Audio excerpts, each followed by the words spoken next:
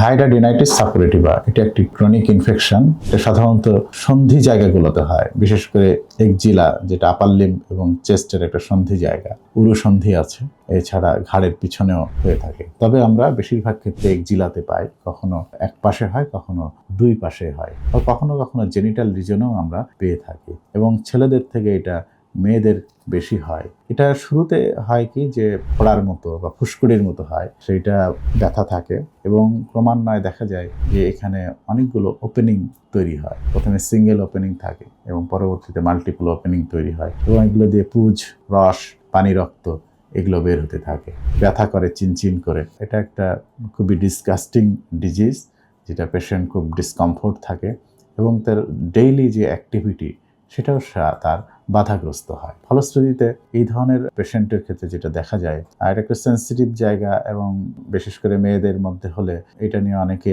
কথাও বলতে চায় না। 6 মাস 1 বছর এইভাবেই চলতে থাকে এবং একটা পর্যায়ে আসে আমাদের কাছে। তখন হিস্ট্রি নিয়ে আমরা দেখি যে তারা এইরকম হয়েছে, একটু ব্যথা হয়েছে, পানি পড়ছে, রস পড়ছে, তখন স্থানীয় ডক্টরের কাছ থেকে বা স্থানীয় হাসপাতালে একটা অ্যান্টিবায়োটিক খাইছে বা ব্যথা ওষুধ খাইছে।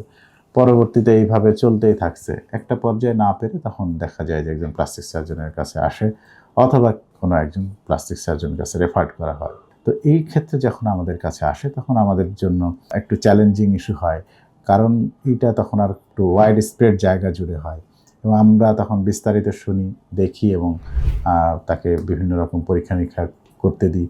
অনেক সময় আমরা সাইনোগ্রামও করে থাকি যে চ্যানেলগুলো হয়েছে এগুলোর কতটুকু গভীরে হয়েছে এবং কতটা বিস্তৃত।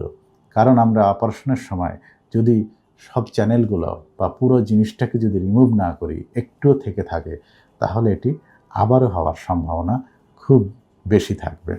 সুতরাং আমরা ভালোভাবে পরীক্ষা নিরীক্ষা করে এটা অপারেশনের জন্য প্রস্তুত করি। এটা অপারেশনই একমাত্র চিকিৎসা। এর যতখানি জায়গা জুড়ে বিস্তৃত, পুরো জিনিসটাকে ফেলে দিতে হয়, যার ফলে এখানে একটা বড় ক্ষতের সৃষ্টি হয় এবং এই ক্ষতটা যেহেতু সন্ধি জায়গা, এখানে অন্য জায়গা থেকে শুধু চামড়া লাগালে হয়তো সাময়িক ক্ষত দূর হবে, কিন্তু পরবর্তীতে তার যে মুভমেন্ট, বিশেষ করে আপার লিম্বের যে মুভমেন্ট, সেইটা করতে পারবে না বা সেইটা লিমিটেড হবে বা রেস্ট্রিক্টেড হবে। সুতরাং এই ক্ষতটা পুনর্গঠন করতে গেলে আশেপাশে টিস্যু দিয়ে বা আমরা ফ্ল্যাপ সার্জারি করে এটি সাধারণত করে থাকি। সুতরাং একটা জিনিস মেসেজ দিতে চাই যে যারা এই ধরনের সমস্যায় ভুগছেন তারা সংকোচ না করে দ্রুত একজন চিকিৎসকের শরণাপন্ন হন বা একজন প্লাস্টিক সার্জনের শরণাপন্ন হন, তাহলে খুব দ্রুত এই রোগ থেকে নিরাময় সম্ভব।